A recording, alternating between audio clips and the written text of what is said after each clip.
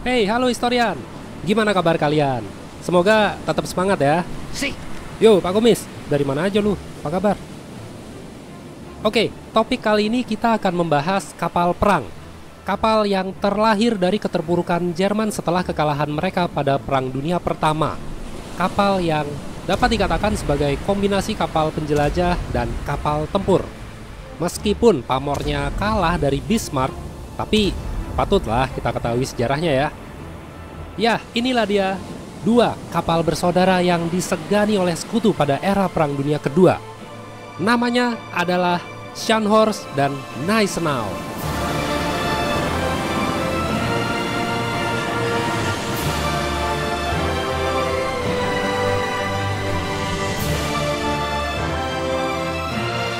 Sebelum saya mulai, video ini disponsori oleh World of Warships, sebuah game PC online yang bisa kalian mainkan secara gratis, di mana kalian dapat memainkan berbagai macam kapal-kapal perang dari berbagai macam negara pada era Perang Dunia Kedua.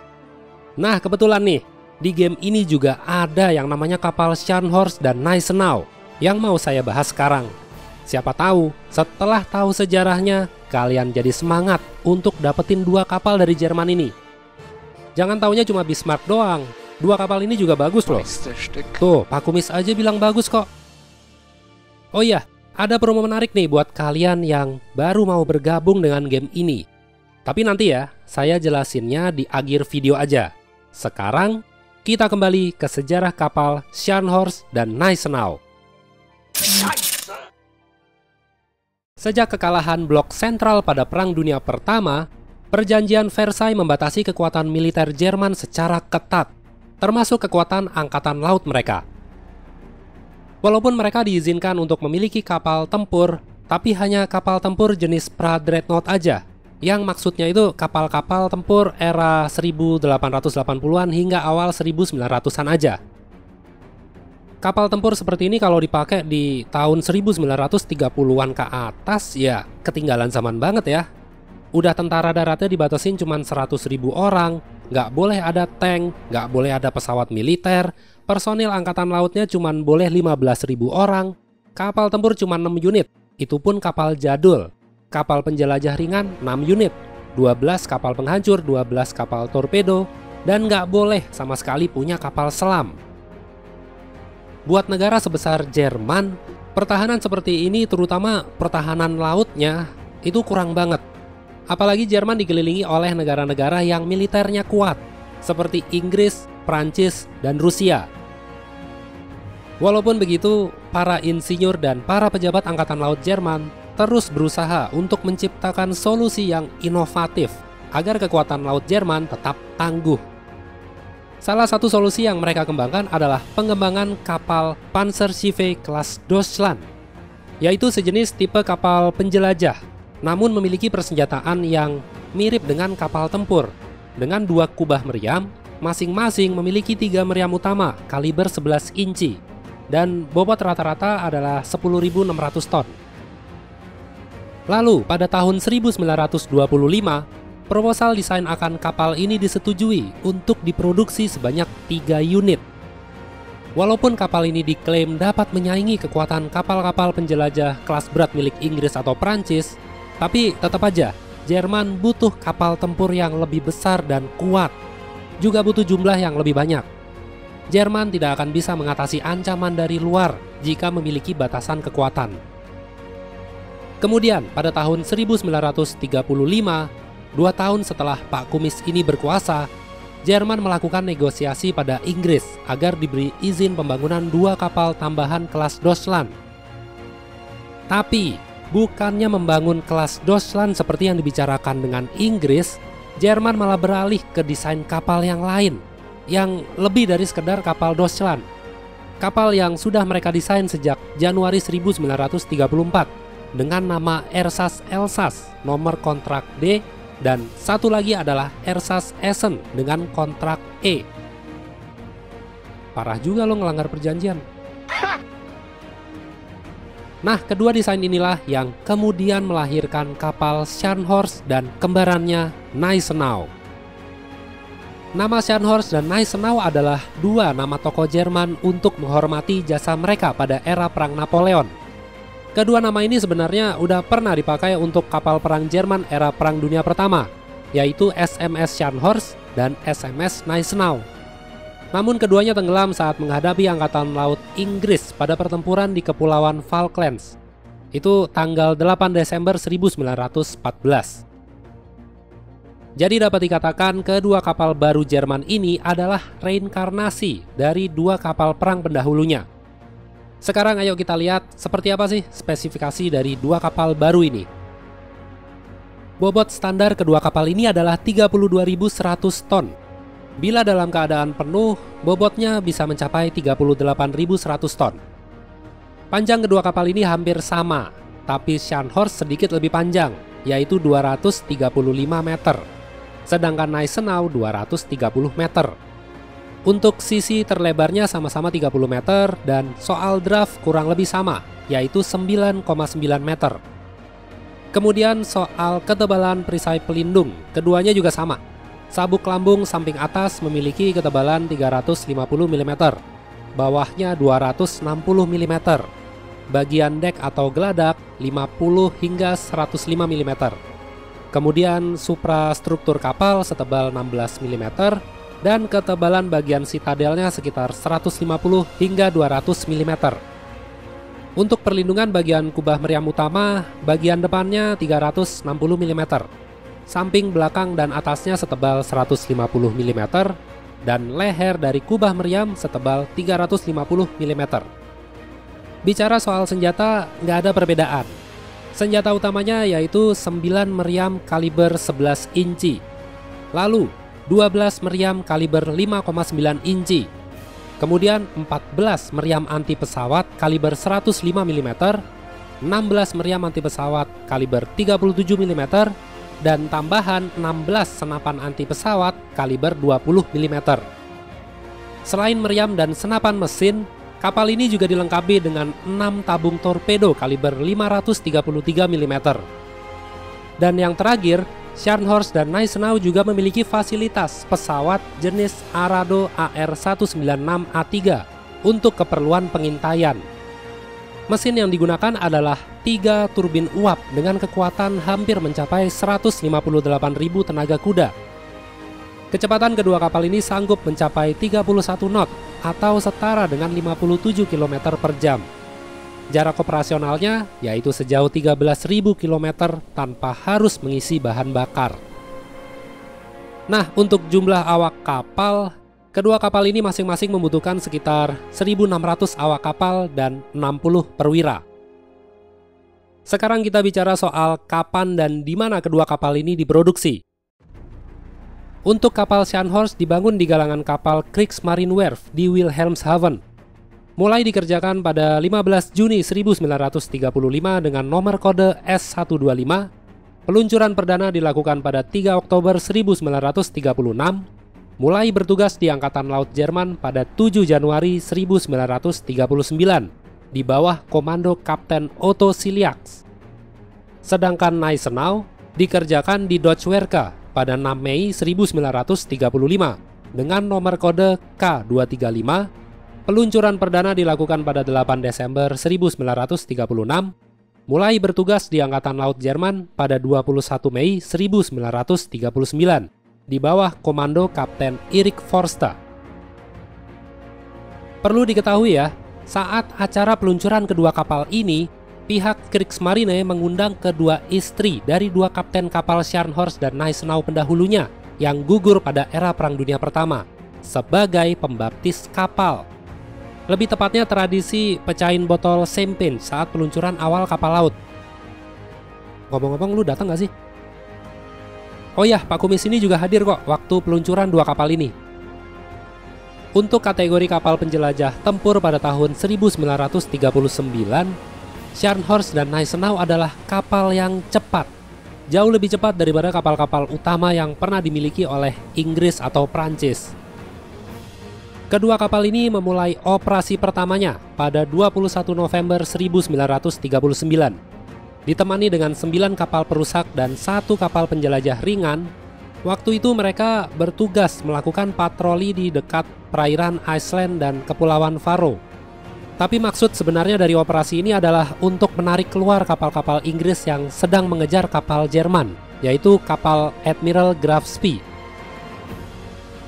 Bicara soal pertempuran pertamanya, terjadi 2 hari kemudian, tepatnya pada 23 November 1939, di mana kala itu Scharnhorst dan Gneisenau menyerang kapal dagang bersenjata Inggris, yaitu HMS Rawalpindi. Walaupun HMS Rawalpindi melakukan perlawanan, pada akhirnya harus tenggelam akibat kerusakan yang cukup parah.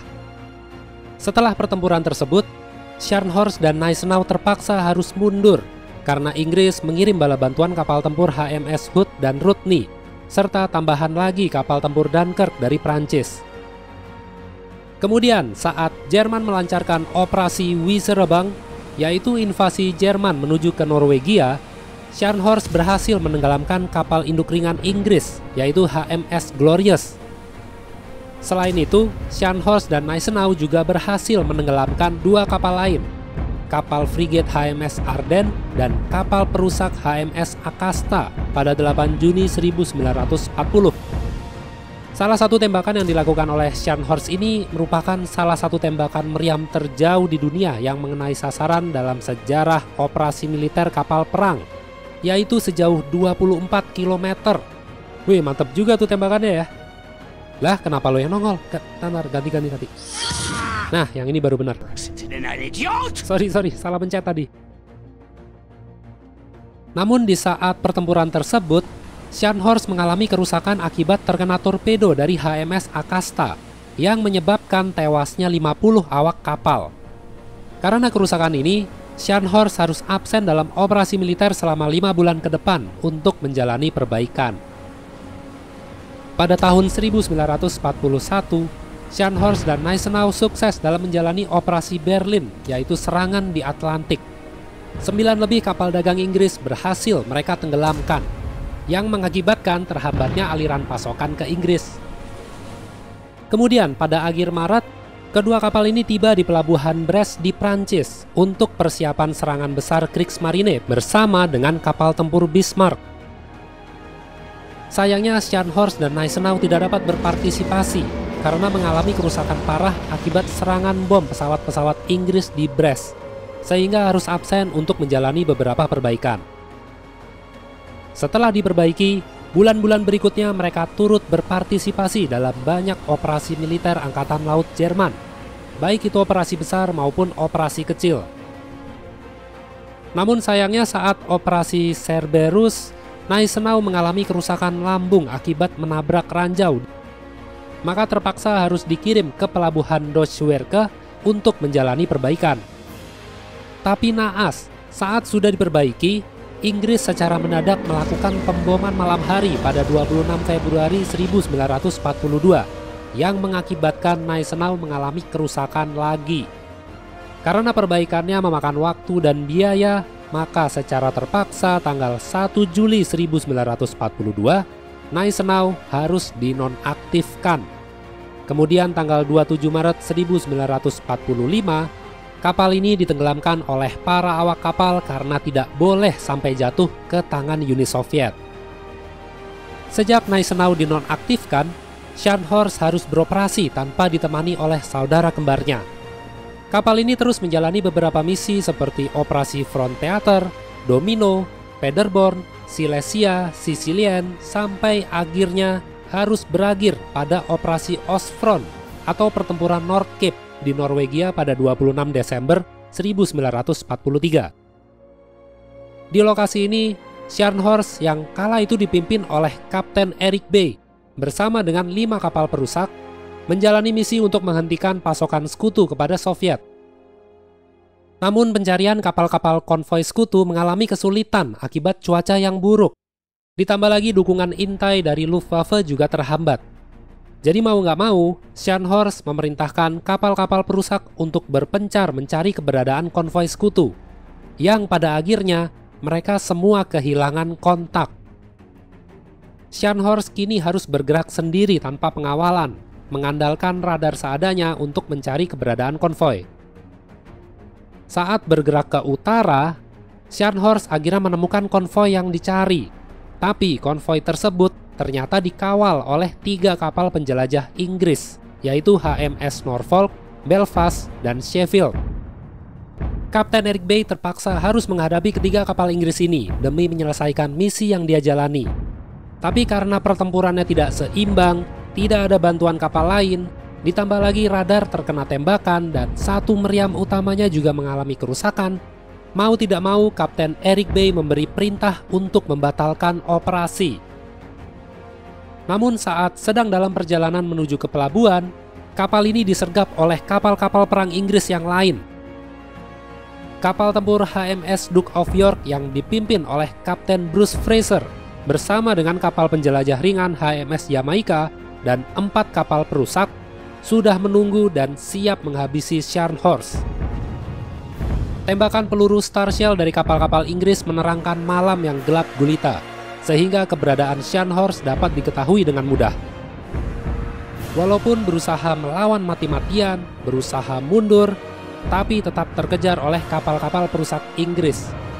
Peluru-peluru torpedo memaksa Scharnhorst tidak bisa lagi bergerak dengan cepat. Kecepatan kapal berkurang secara drastis. Tidak ada radar, semua meriam utama tidak bisa digunakan, kapal semakin sekarat, udah nggak ada lagi harapan untuk melakukan perlawanan. Semua meriam kapal-kapal Inggris mengarah ke satu sasaran. Semuanya menembak secara bersamaan, membabi buta, menghabisi Scharnhorst hingga terdengar ledakan yang keras.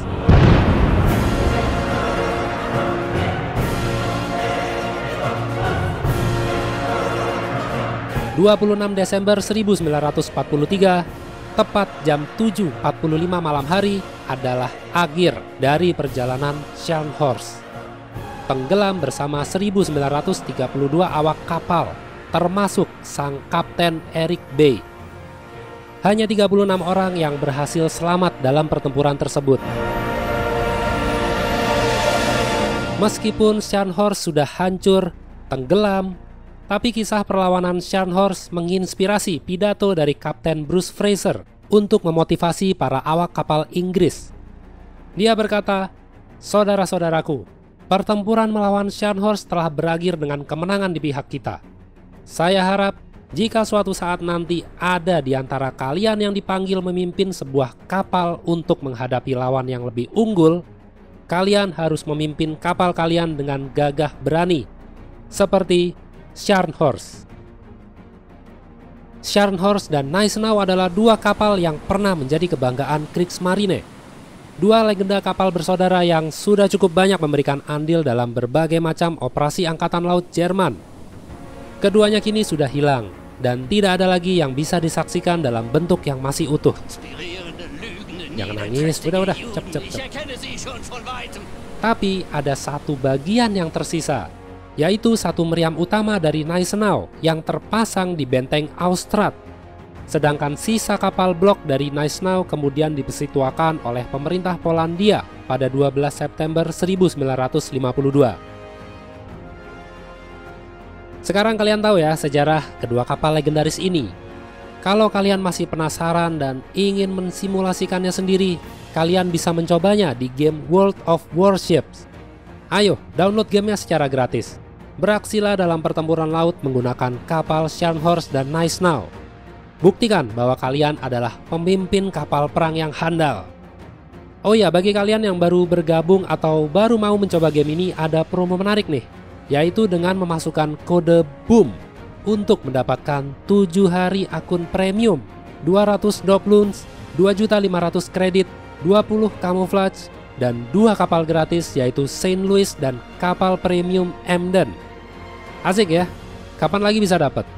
Link download dan kodenya sudah saya siapkan di kolom deskripsi.